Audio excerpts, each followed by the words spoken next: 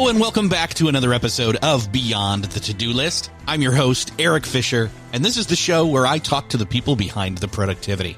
This week I'm excited to share with you a conversation I had with Lizzie and Alex Hirst. They're the authors of the book Workstyle, a revolution for well-being, productivity, and society.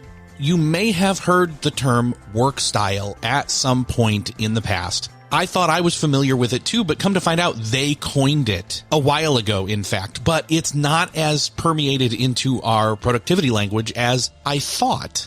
But that ends now. Work style is now going to be a word that we use much more because of this book, I am sure. Because in this book, they're describing how work style is different from flexible or hybrid or remote working and why there is a difference and why that matters. They both have their own stories as to how they had their particular journeys towards their collaboration on this book, coining the term almost 10 years ago, working by themselves as well as with other companies through their company Hoxby to help thousands of people define their work style and help them have more autonomy, productivity, and well-being. We all need those things. Trust me, you're going to love this conversation with Lizzie and Alex Hirst. Well, this week, it is my privilege to welcome to the show Lizzie and Alex Hirst. Lizzie, Alex, welcome to Beyond the To-Do List. Thank you for having us. It's a pleasure to be here. So I am really excited. I received a copy of your book, Workstyle, a revolution for well-being, productivity, and society. And I thought, Workstyle, that's a great word. I felt like I'd heard it before, maybe even used it before without thinking of it. You know, it hit me and I'm like, wait a second. I'm not sure if I know what I mean or what they mean by this word. And come to find out, you coined this term. One, when did that happen and why did that happen? Yes, we did. Like all good ideas in the UK, it's a word that we came up with in the pub one night. Actually, it was at the back end of 2014, around December. It was a cold winter's night. We were sharing 2-for-1, dark and stormy cocktails, and really just talking about frustrations with work, and really that we wanted work to fit around life rather than having to fit around work. And the term work style was obviously derived from the word lifestyle. So we were talking about how we are free to make choices that shape our lifestyle, but we don't have that same freedom of choice when it comes to work. Our lifestyle is expected to fit around the basic construct of 9 to 5, Monday to Friday, office-based working. And what if actually we could be free to choose when and where we work, our own work style, so that we could fit work around life? Wouldn't that be revolutionary? And that was really the starting point for what followed for the 8 years since. So I know that you're in the pub. Something catalyzed this thought of what if, why can't we? Can you explain a little bit or share your story, I guess, your backstory in terms of what led you to that discussion of coining that term? What were your experiences up until that point? I'll go first, if that's okay, just because I was kind of come on for this, but I wasn't sure if this is the kind of level of detail that your listeners would want to hear about. But for me, our frustrations were very different, but for me, it was burnout. So prior to that point, I'd already realized that I needed to make some pretty major changes to my life. I was working 16-hour days, including commuting time, and I was doing it every day and I kept it for years. And the reason I was doing that was because I felt like if I was giving all I could physically in terms of the amount of time that I spent working, then nobody could ask any more of me than that. Not even myself. It was as much as I could give. But it took my wife, Sarah, telling me that I'd become a shadow of myself to realize that something needed to change. This wasn't working for me. I'd become detached from work emotionally, and I didn't really have any feeling for our successes or for when things didn't go well. I was numb really to what I was doing. So we took a week away on holiday, as I think most people probably would in that situation, but it didn't work. When we got back, I realized that nothing had actually changed for me. My feeling about work was still the same. My relationship with it was the same. And it was only when I realized that time away wasn't going to fix this problem that it became clear it was a mental challenge that would need me to think about a solution or derive a new way of thinking about work and my relationship with it. And so from that point on, I decided to stop validating my contribution at work and my value in terms of how many hours I spent working, and start validating my contribution in terms of what I was outputting and the outcome of that work, and try and attribute my value to those things such that when and where, like how much work I did, where I did it, didn't matter. And really that was the change in thinking that I wanted to share with Lizzie that night. But her story is different. I'll be quiet now and let her take over. Equally as important and just very different. For me, it was about having my first child. So it was when I had my son, Finn, that I would say my eyes were really opened to the enduring inequalities at work. And I'm kind of embarrassed to say that until then, I was relatively ignorant of those inequalities, but suddenly my eyes were open to them, and I didn't want to be at work during his every waking hour. I wanted to work during nap times or in the evenings. And like Alex, I wanted to be judged on my output rather than being at a desk at a time that traditional work told me that I should be. And so that was the thing that led me to the conversation in the pub with Alex. But it's actually since we came up with the word Workstyle that I've really understood the profound significance of it. So 2 years after that conversation in the pub with Alex, I had some serious complications in my second pregnancy with my twin daughters, Zoe and Megan. That meant I had to have surgery at 23 weeks, followed by 9 weeks of bed rest.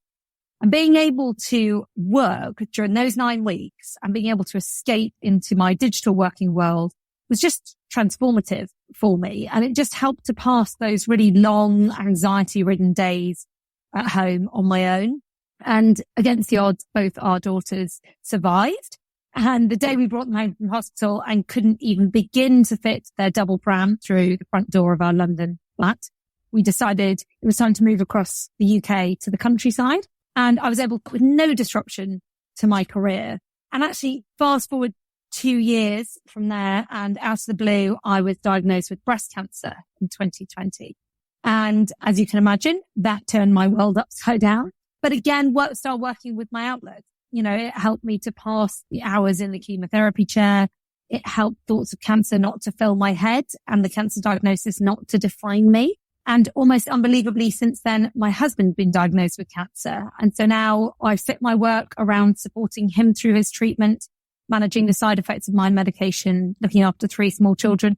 As you can imagine, no 2 weeks are the same for me. So I've really come to value being able to work when and where I choose more than I ever could have thought possible. Well, one, I want to say thank you to both of you for sharing your very personal stories with this. Obviously, we don't take that lightly. That's definitely something that brought the issue to a head for both of you. And honestly, in a unique way, then you were both able to connect on that level and really, flesh out this concept. What I'd love to do is get maybe a definition of what the Workstyle word/concept means to both of you. Help us unpack it. Again, I talked about it earlier. I thought, oh yeah, that word. And then I'm like, wait, I don't know if I've used that word before. I feel like I may have, but I think people may be coming into this conversation thinking they know what it means, and they may not exactly be thinking about it the way that both of you do. Yeah. So we define Workstyle as the freedom to choose when and where you work. And that is not the same as flexible working, which we can come on to, or hybrid working, or any other mandated system that exists today. This is about giving people the actual freedom to choose when and where they work. Because what we know from our research is that autonomy, which is created by that freedom, is what improves people's well-being. And the research also shows that that in turn increases productivity. So it's very important that an individual has the freedom to choose when and where they work for themselves. It's their work style to define. I think also I'd just add to that language is really kind of central to the book. It's something that really fascinates Alex and I. And one of the things that we felt was not only do we need a completely new system of work that's fit for the digital age that we live in, we also need a new language around work.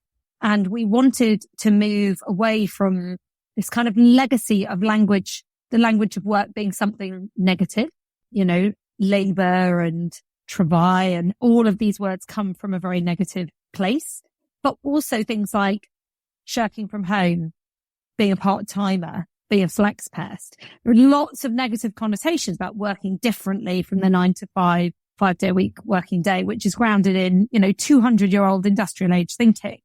So in coming up with the word work style, we wanted something that was quite neutral. You could say to someone, what's your work style?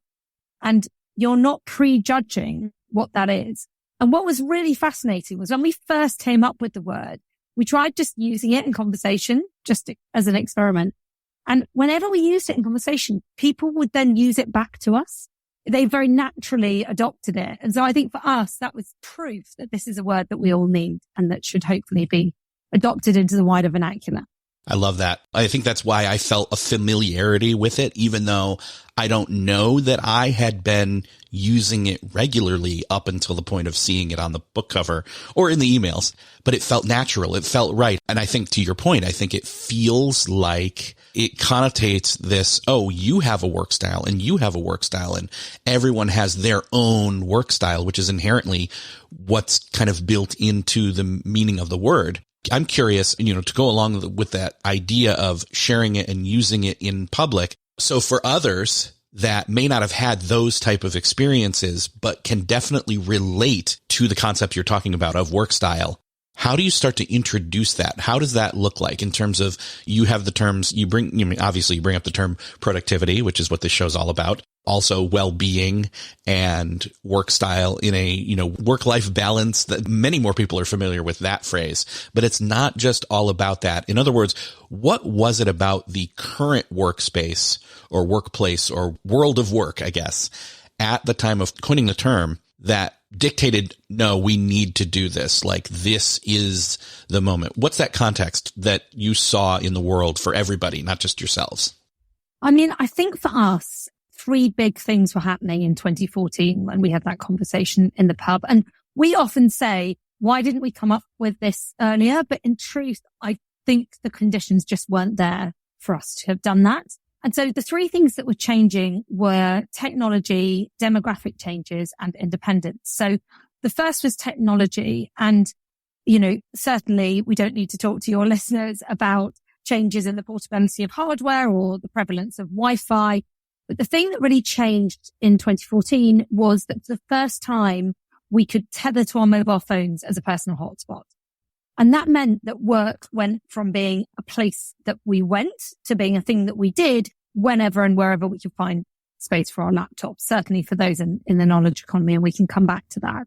And online collaboration and communication tools also reached a tipping point that meant that we could work really productively, but also choose to work in a way that best suited us as individuals. So that was a massive change that meant that one size no longer had to fit all. The second big thing was this kind of rising awareness of demographic changes and specifically an aging population. So 21% of the worldwide population will be over 60 by the year 2050. And that probably includes a large proportion of your listeners. And as our life expectancy increases and where many nation states can't fund pensions and social care and families and communities just can't provide the support that's needed, older people will simply have to keep working for longer in order to remain financially independent. And so that creates a requirement for us to reshape our working system to facilitate those people staying in work for longer. And without it, businesses simply won't have enough people to do the jobs that need doing. So there was this big demographic catalyst. And then the third thing was attitudes to work and specifically kind of more independence to choose how we each earn a living. So lots of people started to trade the idea of a job for life for self-employment or for a portfolio career. And we know that the freelance workforce is a huge makeup of the workforce in the US. It's also the fastest growing labor force in Europe. And so that independence brought a new level of self-management and also an opportunity to work in a completely different way. So for us, it was those 3 things coming together that really felt like the time was right for a new system of work that was fit for the digital age we live in, rather than the legacy of 200-year-old thinking that was built for industrial age. Well, and obviously that was 2014, and zoom ahead to almost 10 years later, including a period of the pandemic of 2 to 3 plus years where you've got lockdown and then gradual, de-escalation of that and the technology that rose, and not just rose, but was quickly adopted, more quickly than ever before. I hate saying those words now more than ever, but that'll be my one time right now for this episode and for all episodes. I promise. We've all been sick of hearing that, but I'm curious. Obviously now you coined the term 2014, the book's coming out in 2023, or did come out, I should say. Obviously it's a slow uphill integration, not only into your own lives, but people that you're working with. And obviously the point of the book coming out now is to get that on a much larger scale. What have been some of the experiences in terms of integrating Workstyle, finding your own, helping others find their own, and now to this next step of the book? It's a big question. I'm going to start with some of the experiences, I think. So we started a company. When we came up with the idea of Workstyle in the pub that night, we thought this is great as a concept. It must work, but we need to prove that it could work. We need to understand how this is going to work in real life. So we started a company called Hoxby in 2015 as the prototype, I suppose, the experimental playground for us to see whether Workstyle works. And since then, we've delivered lots of projects through Hoxby. It is a community operating model of around 500 freelancers globally who we bring together into diverse teams to deliver creative communications and transformation projects for clients like Unilever, AIA, Merck, B-Lab. I could go on, but the big thing that we found when we first started working this way was people didn't really know how to go about working in any other way than they were really used to, which was Monday to Friday, 9 till 5, or some slight variation of that. And when we would say to them, choose whatever work style works for you. If you enjoy surfing, go surfing. Fit work around that. If you've got caring obligations, do that. Work should fit around life. And this is one of the reasons why we created Works in the first place, which was to give people a new language. But really, what's required is that language to help them overcome the 200 years of human conditioning to believe that work needs to be done in a fixed place at a shared time. So the first experience was helping people to do that. So we developed a methodology to help people set, project, and respect their work styles. And so we've developed a lot of that thinking, which we can come on to later in the conversation, perhaps. But really where we're at now is we've been testing it for 8 years and we've learned loads of stuff from having made an extraordinary number of mistakes, as you might imagine, testing something like this for the first time. But we did arrive at 3 core principles, but I'll let Lizzie talk those through. Yeah, I think that for us, this was always a big experiment, which is good and bad. It can be a rollercoaster, but I think we knew we were doing something that would be better for people's well-being, for productivity, and for society, so it felt worth it. And I think we've continued to learn loads of lessons. We continue to make mistakes. And I think that it has changed since the pandemic. We spent 5 years of people thinking we were a bit weird for working this way. Then the pandemic came along and everyone wanted to know, wait, how do you do this? And hence that turned into a book. When we tried to kind of open source everything we were doing, we thought, we're the limiting factor here. Let's put it in a book, which obviously went on to be the #1 Sunday Times bestseller that it is. But I would say that very early on, we learned 3 really important lessons about working this way in practice. So the first one was be digital first, not physical first. And I think for those of us, and I include myself and Alex in this group, who have worked in traditional businesses in the past, it can be a total mindset shift to be digital first. But we don't have an office at Hoxby. Slack is our office and Google Meet is our meeting room and our water cooler is a digital channel in Slack. And yes, it's full of pictures of cats and dogs and babies and gifts and silliness, but it's a digital channel that people can dip into when it suits them, which leads on to our second lesson we learned quickly, which was about working asynchronously. And that means, though I'm sure many of you listeners know this already, but that means basically working at a time when it suits us as individuals rather than working synchronously at the same time as each other. As you can imagine, that is a hugely inclusive way to work. If I'm having chemo in the day, but I want to work in the evening, then suddenly I can when we work asynchronously as an organization. But it's also more productive because it means that you can tailor your working to the time at which you are more productive. And it can be really fun and highly collaborative if people set the right parameters, have the right combination of technology, and establish really clear ways of working from the start. And then the third thing that we learned quickly was about investing in a trust-based culture. I mean, Workstyle only works if it's underpinned by trust. And, Alex and I are trying to lead by example with that. We're as dedicated to our work as anyone is. We don't want to be judged when whether we're working from bed or working from the hairdresser or wherever we're working from. And I think we feel that trust is something that needs to be invested in. It needs to be role modeled by leaders. It needs to be recognized, and it needs to be rewarded. It doesn't just come by itself. So those are the three things that we quickly learned and that we find ourselves continuing to say to people today: be digital first, work asynchronously, and invest in a trust-based culture. I think those principles would have served a lot of companies well during the pandemic and during the big experiment, because what we found and what we heard from lots of companies we were talking to was they were still doing meetings. They were just doing them on Zoom, for example. So they were still working synchronously. They were struggling to understand what one another was doing because they were still thinking in terms of presence rather than trust. But they were learning about digital first technologies, just weren't familiar with how to use them, how to adopt them into the culture and into the ways of working.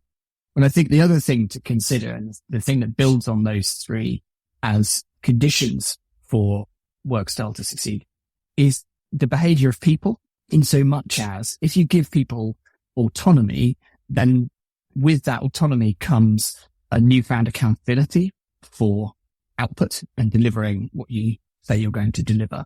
If you can accept that accountability and start holding yourself to account for outputs rather than number of hours or presence, then you can start to reap the benefits of autonomy. There's lots of existing research out there that proves that autonomy improves work-life balance, job satisfaction, engagement, and productivity, and also that it reduces stress, staff turnover, and exhaustion. And so autonomy is really what we should all be aspiring to, and Workstyle makes it possible. I think I said earlier in the conversation that we conducted some research into this, exploring the relationship between autonomy, well-being, and productivity over a 4-year longitudinal study, and found that the reason that autonomy increases productivity, or one of the main reasons why autonomy increases productivity, is through an increased state of well-being. So this is why we're so passionate about this, why we believe autonomy is what the modern workforce, the digital age workforce, need in order to thrive, when perhaps the industrial age workforce thrive on shared place and shared time of work, because that was the best way to produce things then. And we believe that autonomy and work style and the principle that are the best way to get work done now in the digital age. Obviously, you've got some stories of working with people in terms of helping them to discover what their individual work style is, as well as organizations to not just implement, but allow and grant, I should say, that autonomy. Let's go down both those paths. Let's start individual first. How do you suggest somebody's listening to this and they're like, you know what, I've never formally thought out what my work style is, or even have a starting point to approach discovering what that would be. Let's start there. How do they start that? And then let's transition over to how do you integrate that when you're working with more than just one person? You're talking a whole organization, one, discovering it individually across the board, but then integrating that as a corporate structure. Yeah, it's such a liberating thing to actually consider what your work style might be. If you could design it for yourself, when and where would you work and why? It's a set of questions that we're not familiar with because we're so used to the assumption that these things are determined for us. We're told where to work and when, and those are parts of our contractual terms. So when you say to someone, hey, you tell me, when do you want to work? Where do you want to work? That opens a whole new line of thinking and self-reflection that can be incredibly invigorating. And certainly that's what we've heard from the workstylers who've done it.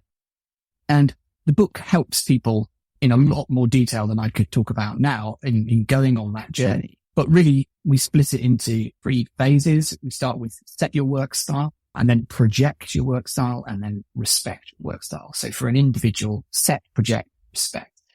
And setting your work style really is thinking about your days, your weeks, your months with an open mind, a blank sheet of paper to rebalance work and life in the way that would most suit you as an individual. So I would start with, what are my non-negotiable elements of life? For example, unfortunately, I have to take my children to school for 8:45. They have to be there. Then I cannot not do that.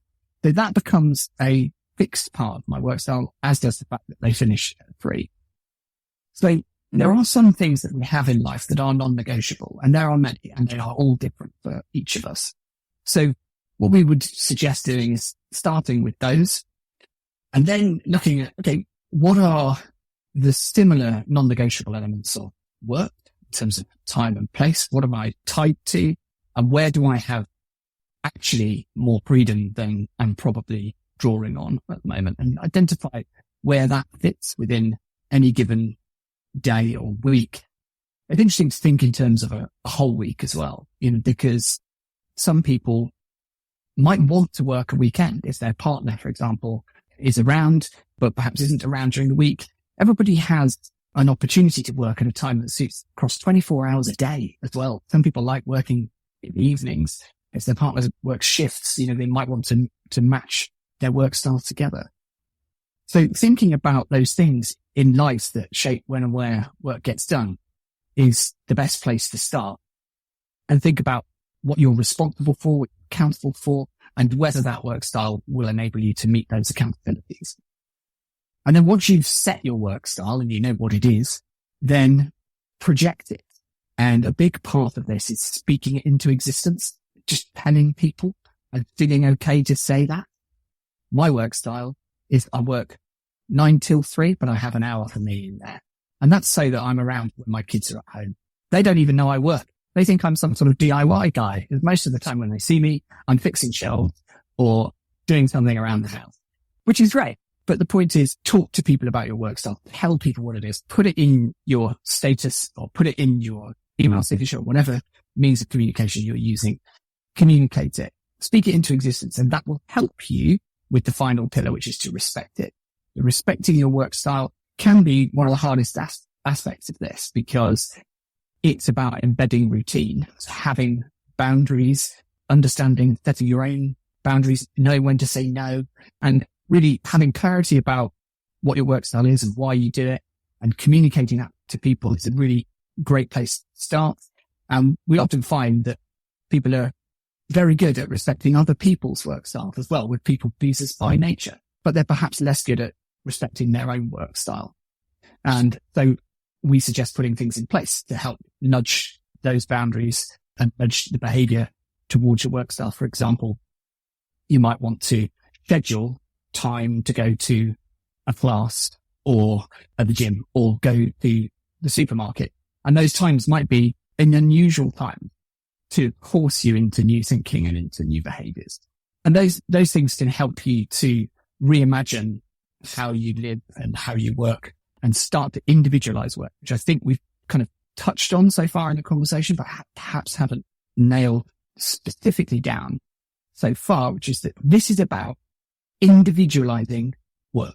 So it's about removing assumptions around when and where work gets done and removing the stereotypes of how everybody should be working and that we should all be doing something the same. No, we should all be doing work that's right for us. And so individualizing work is really part of all of this. And when we talk about set, project, and respect your work style, that's what we're talking about, individualizing work. And with everybody understanding that that's what we're doing, we create new conditions for collaboration, which is when we could get into the conversation around teams and how it works within organizations.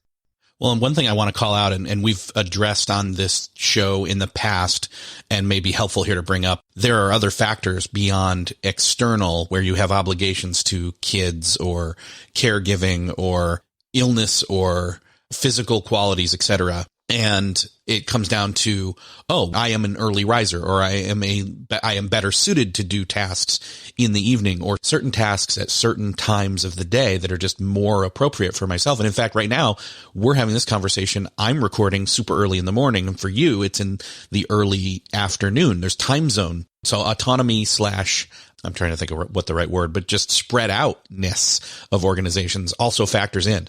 Global working, anyway, people should kind of accommodating these factors. I think that's very true. I was going to add to what Alex said that we also have tools to help people and worksheets to help people set, project and respect their work styles. Workstylerevolution.com/join. You can join our Slack community for people who want to understand more about work style or be part of the community. Then in that community, we have tools to help people to set, project and respect their work style. I was going to build on what you're asking as well about organization, because we've talked a bit there about individuals and how they can work in a work style way. But I think that is very tricky if you don't have an organization that is receptive to working that way. And we hear a lot that it depends on your line manager, which it shouldn't do. This way of working is a source of competitive advantage for those who embrace it and adopt it at an organizational level. And so I would say that we spent 8 years experimenting with this ourselves. That's what the book is about. But our next book, which we have not started to write yet, will be about taking this to other organizations and learning how work style can be applied within the constraints and with the idiosyncrasies of specific organizations. And that's the bit that's really fascinating us now. So we're working with organizations to create toolkits for them so as to roll out work style working, but also to create training. So that for many organizations, they won't say, yes, we're going to adopt work style and we're going to do it next year. They'll recognize that actually autonomous working is the future and they need to move there within the next 5 or 10 years if they're not to struggle as an organization, because this will ultimately be the key to attracting and retaining talent as well as making the most productive use of your workforce. And so for those organizations who recognize they're on the journey, we are creating modules to help them to take the steps they need to support their employees and their workforces in working more autonomous and doing so with the right psychological safety, with feeling confident to bring their authentic selves to work and to talk about the elements of their life that they need to work around. And then we're also looking for 10 work style pioneers. So 10 organizations, and our hope is to then feature them in the book. So 10 organizations that want to pilot work style and then hopefully roll it out to their organization. And we have a few signed up, but we're looking for the broadest variety of organizations possible. Charities, public sector organizations, large corporates, small startups, so that we can see work style in action in as many different contexts as possible. That's great. And can't wait for the book. I know it's going to be couple years, maybe, depending upon how fast, who signs up and how you study them and all that kind of good stuff, but definitely needed to integrate into the current work climate, essentially. I'm glad that you're leading the forefront on thought in this regard. My question is, have you seen anybody start to implement this or experiment with this so far? And what have the results been? Because I'm curious, we've all been in places where it's like, oh, well, they have exceptions, so they get to do that, or this, then and there, when and how. And we're I'll just be truthful. We're kind of like, oh, I resent that a little bit because I wish I could do that, but I don't have any air quotes, real reasons to do that. Now, this is past me talking to even further past me in this scenario. These days, I'd like to feel I'm a little bit more enlightened and accepting and actually permissive with that. I'd like to say, no, you do what works best for you. But back then, that's how I would have felt. And I'm assuming there's a lot of others that would feel that way as well. Yeah, I think absolutely. And we talk in the book about how work style is different from flexible working. And we describe it as different in 3 ways. So firstly, flexible working is flexing around an outdated industrial age system, is just tweaking it at the edges rather than a new system that's fit for the digital age. The second is, for lots of groups who are excluded from work, flexible working just isn't making any difference at all. Carers, the aging population, people who identify as neurodivergent. But the third element is what you're talking about there, which is it creates in-group, out-group dynamics. The prevailing way of working is still 9 to 5, 5 days a week. And so anyone who works differently from that is seen as, special in some way. And the reason is because people have to have a reason to ask for it. And they kind of feel like, well, basically it's kids. If I don't have kids, I can't ask to work differently. And we don't think that's the way it should be, because forget all of your circumstances. Yes, those might make you straight excluded from work. And it's really important to include those people. Just at a productivity level, as you said, everyone has a different circadian rhythm. Everyone does deep and shallow work in different locations at different times of the day. I do some of my best thinking when I'm hanging out in the laundry mid-morning, or when I'm going for a swim after I drop the kids at school, or when I'm, waiting for my husband in the hospital.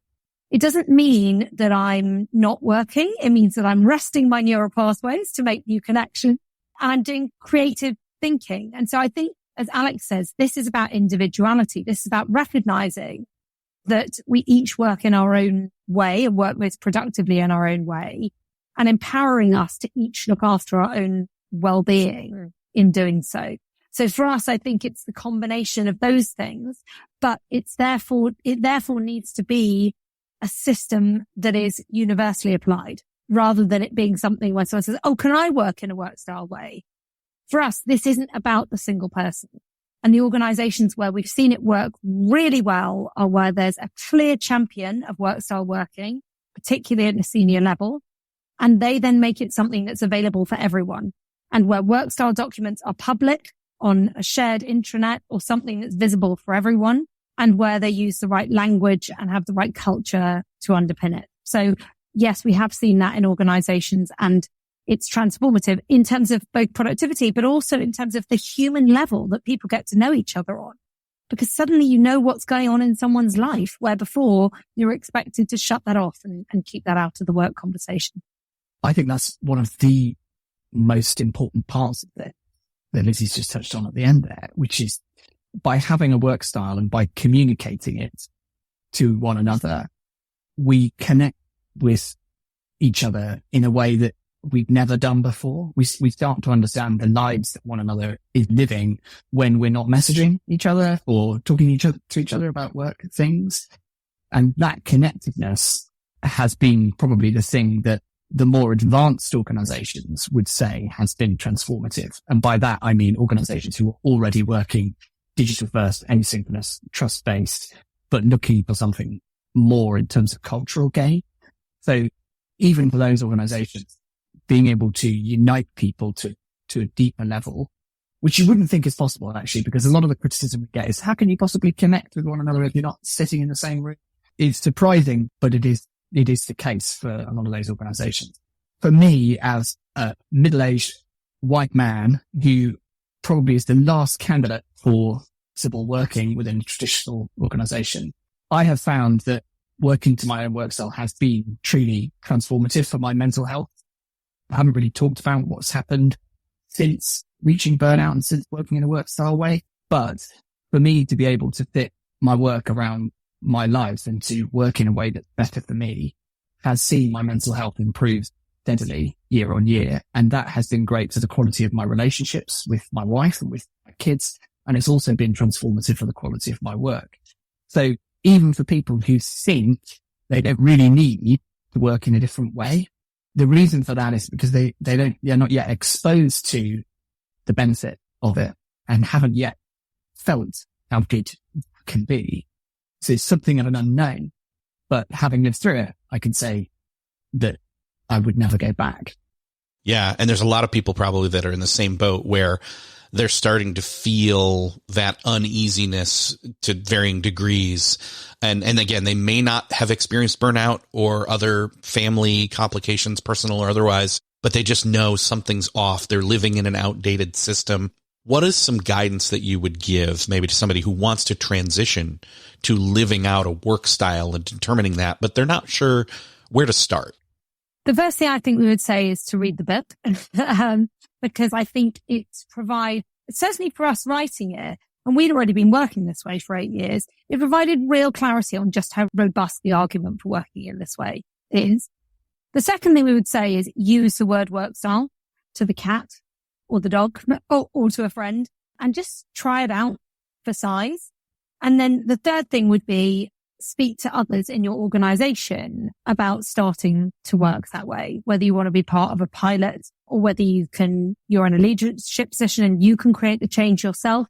Each of us as individuals can create that change by coming together. So for us, I think it's about just starting to use it and starting to be more open about what your work style is.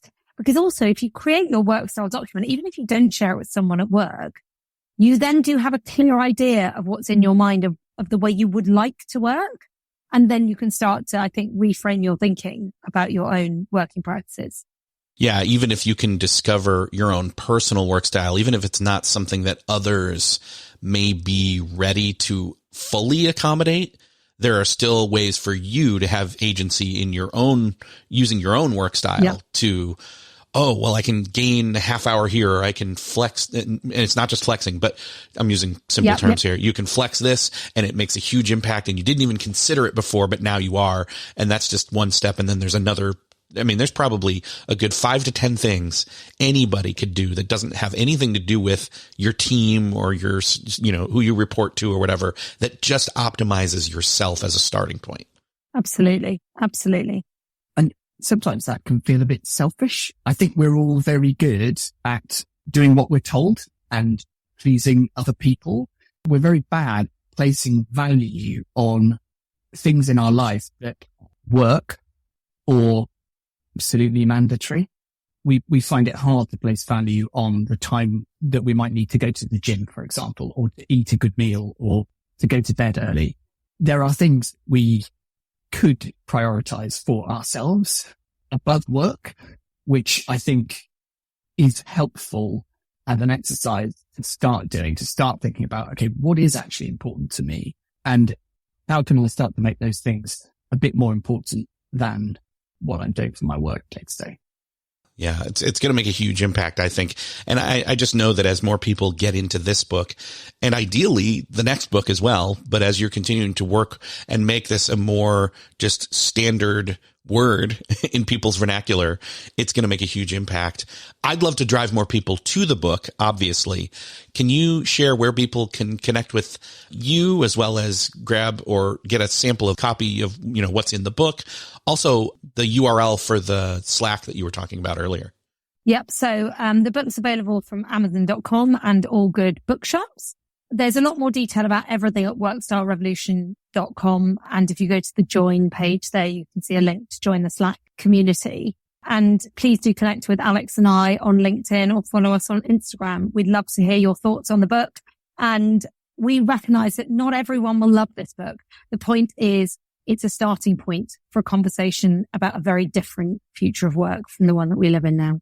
Could I just add as well, if you're not a big reader, if you prefer to listen, if you're still sort of stuck in the days where you commute and you prefer to listen while you're on your commute, then it's also available as an audiobook, which is quite an exciting version of the book because it involves participation of lots of people telling their own work style stories, as well as the participation of geeks who we recruited to contribute to the book, the science behind all of this great stuff as well.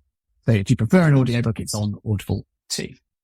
Perfect. Yeah. And hey, podcast listeners, audiobooks are basically just a really long podcast. You can pause it at any point. So I would suggest that highly. In fact, I'm kind of curious about getting that myself just to kind of have it as a review. So you're not sick of our voices yet then? No, not at all. In fact, I love listening to the London/British, etc. accent. So it's always nice. It's always nice. Perfect. Pleased to be of service. Yes. Double awesome this time around, obviously. So Lizzie, Alex, it's been great talking with you. Can't wait to have you back when the next book comes out. So open invitation. I know, no pressure to start on that right away, but you already are going that direction. So thank you so much for being here. Pleasure. Thank you for having us. Thank you so much for having us. Well, that's another podcast crossed off your listening to-do list. I hope that you enjoyed this conversation with Lizzie Penny and Alex Hirst. Don't wait. Go grab a copy of Workstyle. You'll find the link in the show notes, as well as a link to find out more about them and more about the book in the show notes at beyondthetodolist.com. And if you enjoyed this conversation, I would love for you to do me a favor and share it with somebody that you know needs to hear it. Hit that share button in your podcast player app of choice. Let them know about this episode. Check out back episodes. Follow and subscribe if you haven't already. And I will see you next episode.